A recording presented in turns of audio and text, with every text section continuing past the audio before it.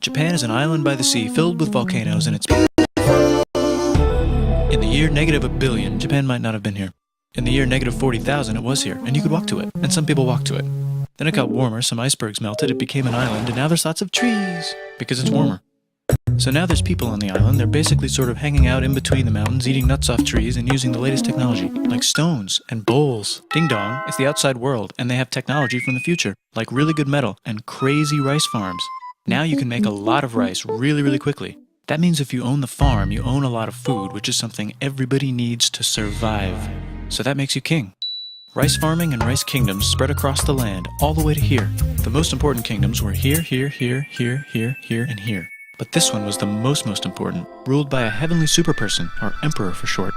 Knock knock, get the door, it's religion. The new prince wants everyone to try this hot new religion from Biekt. Please try this religion, he said. No, said everybody. Try it, he said. No, said everybody again, quieter this time. And so the religion was put into place, and all the rules that came with it. Then the government was taken over by another clique, and they made some reforms, like making the government govern more, and making the government more like China's government, which is a government that governs more. Hi, China, they said. Hi, dipshit, said China. Can you call us something else other than dipshit, said Japan. Like what, said China. How about Sunrise Land, said Japan. And they stole China's alphabet and wrote a book about themselves. And then they made lots of poetry and art and another book about themselves. Then they stopped moving the capital every time the emperor died and kept it in one place for a while, right here. And they conquered the north, finally. Get that squared away. A rich hipster named Kukai is bored with modern Buddhism, visits China, and learns a better version, which is more spiritual. Comes back, reinvents the alphabet, and causes art and literature to be great for a long time. And the royal palace turned into such a dream world of art that they really didn't give a shit about running the country. So if you live outside the palace, how are you supposed to protect your shit from criminals? Hire a samurai. Everyone started hiring samurai. Rich, important people hired samurai. Poor people who could not afford to hire samurai did not hire samurai. The samurai became organized and powerful, more powerful than the government. So they made their own military government. Here, they let the emperor still be emperor, but the shogun is actually in control. Breaking news, the Mongols have invaded China. We've invaded China, said the Mongols. Please respect us, or else we might invade you as well. Okay, said Japan. So the Mongols came over, ready for war, and died in a tornado. But they tried again, and had a nice time fighting with the Japanese, but then died in a tornado.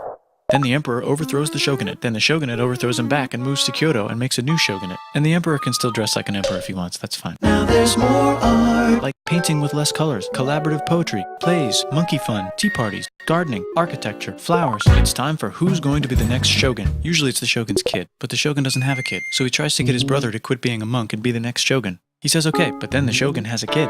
So now who's it going to be? Vote now on your phones. And everyone voted so hard that the palace caught on fire and burned down. The shogun actually didn't care, he was off somewhere doing poetry. And the whole country broke into pieces. Everyone is fighting with each other for local power, and it's anybody's game. Knock knock, it's Europe. No, they're not here to take over, they just want to sell some shit, like clocks, and guns, and Jesus. So that's cool, but everyone's still fighting each other for control, now with guns. And wouldn't it be nice to control the capital, which right now is puppets, with no one controlling them. This clan is ready to make a run for it, but first they have to trample this smaller clan, which is in the way. Surprise, the smaller clan wins, and the leader of that clan steals the idea of invading the capital and invades the capital. And it goes very well. He's about halfway through conquering Japan when someone who works for him kills him, and then someone else who works for him kills them, and that guy finishes conquering Japan. And then he confiscated everybody's swords, and made some rules. And now I'm going to invade Korea, and then hopefully China, he said, and failed, and also died. But before he died, he told these 5 guys to take care of his 5-year-old son until he's old enough to be the next ruler of Japan. And the 5 guys said, yeah, right, it's not going to be this kid, it's going to be one of us, because we're grown-ups. And it's probably going to be this guy, who happens to be way more rich and powerful than the others. A lot of people support him, but a lot of people support not supporting him. They have a fight, and he wins, and starts a new government, right here. And he still lets the emperor dress like an emperor, and have very nice things. But don't get confused, this is the new government, and they are very strict. So strict they closed the country. No one can leave, and no one can come in. Except for the Dutch, if they want to buy and sell shit, but they have to do it right here. Now that the entire country was not at war with itself, the population increased a lot. Business increased, schools were built, roads were built, everyone learned to read, books were published, there was poetry, plays, sexy times, puppet shows, and Dutch studies. People started to study European science from books they bought from the Dutch. We're talking geography, skeletons, physics, chemistry, astronomy, and maybe even electricity.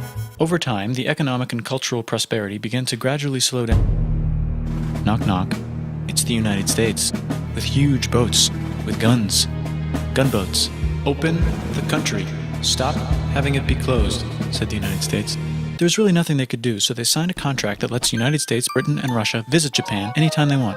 Choshu and Satsuma hated this. That sucks, they said. This sucks. And with almost very little outside help, they overthrew the shogunate and somehow made the emperor again and moved him to Edo, which they renamed Eastern Capital. They made a new government, which was a lot more Western.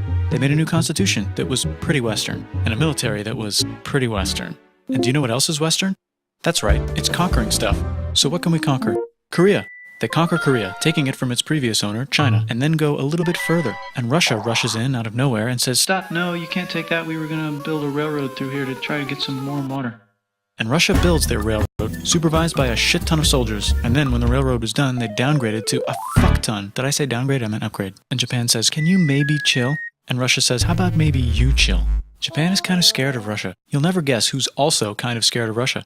Great Britain. So Japan and Great Britain make an alliance together so they can be a little less scared of Russia. Feeling confident, Japan goes to war against Russia, just for a moment, and then they both get tired and stop. It's time for World War I. The world is about to have a war, because it's the 1900s and weapons are getting crazy, and all these empires are excited to try them out on each other. Meanwhile, Japan has been enjoying conquering stuff and wants more. And the next thing on their list is this part of China and lots of tiny islands. All that stuff belongs to Germany, which just had war declared on it by Britain because Britain was friends with Belgium, which was being trespassed by Germany in order to get to France to kick France's ass because France is friends with Russia, who was getting ready to kick Austria's ass because Austria was getting ready to kick Serbia's ass because someone from Serbia shot the leader of Austria's ass. Or actually shot him in the head.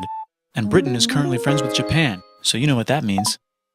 Duh. Japan should take the islands. Which they wanted to do anyway, so they called Britain on the telly to sort of let them know. And then they did it. And they also helped Britain a little here and there with some errands and stuff. Now the war is over, and congratulations, Japan, you technically fought in the war, which means you get to sit at the negotiating table with the big dudes, where they decided who owns what. And yes, Japan gets to keep all that shit they stole from Germany. You also get to join the post-war mega alliance, The League of Nations. whose mission statement is to try not to take over the world. The Great Depression is bad, and Japan's economy is now crappy, but the military is doing just fine, and it invades Manchuria. In the League of Nations, it's like, "No, don't do that. If you're in the League of Nations, you're not supposed to take over the world." And Japan said, How about I do anyway? and Japan invaded more and more and more and more of China, and was planning to invade the entire East. You've got mail. It's from Germany, the new leader of Germany. He has a cool mustache, and he's trying to take over the world and needs friends. This also got forwarded to Italy. They all decided to be friends because they had so much in common. It's time for World War II. Germany is invading the neighbors. Then they invade the neighbors' neighbors. Then the neighbors' neighbors' neighbors, who happened to be Britain, said, "Holy shit." And the United States started helping Britain because they are Good friends. and started not helping Japan because they're Friends and our friends are not friends. Plus they're planning on invading the entire ocean. The United States is also working on a large, very huge bomb, bigger than any other bomb, ever, just in case. But they still haven't joined the war. War looks bad on TV, and the United States is really starting to care about their image. But then Japan spits on them in Hawaii and challenges them to war. And they say yes. And then Germany, as a symbol of friendship, declares war on the United States also. So the United States goes to war in Europe, and they help the gang chase Germany back into Germany. And they also start chasing Japan back into Japan. And they haven't used the bomb yet and are curious to see if it works, so they drop it on Japan. They actually drop two.